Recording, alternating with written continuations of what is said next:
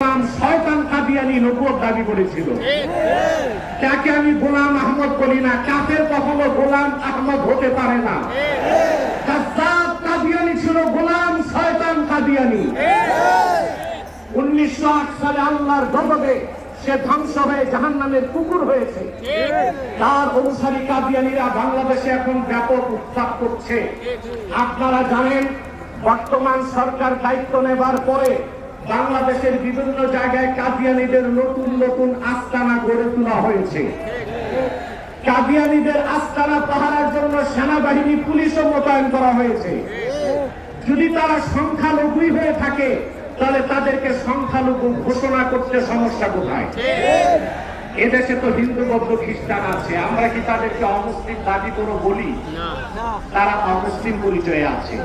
তাদের উপাসনালয়গুলোকে আমরা মসজিদ বলি না, গির্জা বলি, প্যাগোডা বলি, মন্দির বলি।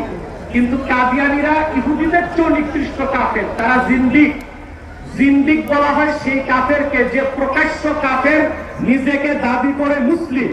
সেই জন্য শরীয়তের আইনে কাদিয়ানীদের একমাত্র শাস্তি মৃত্যুদণ্ড। যেহেতু বাংলাদেশ সেকুলার রাষ্ট্র, আমরা ছোট একটা দাবি করেছি, তাদেরকে অমুসলিম ঘোষণা করতে হবে। এই দাবি আপনারা কিভাবে আদায় করবেন?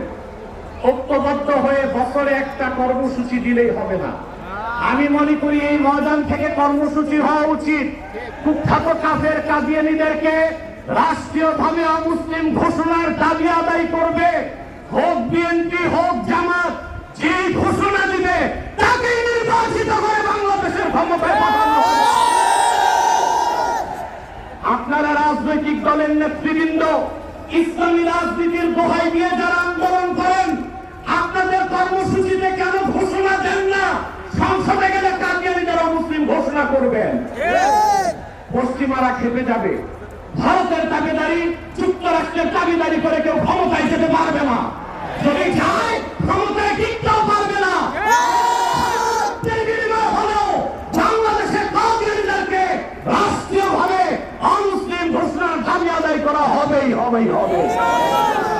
ওয়া আখির দাওয়ানা আলহামদুলিল্লাহি রাব্বিল আলামিন।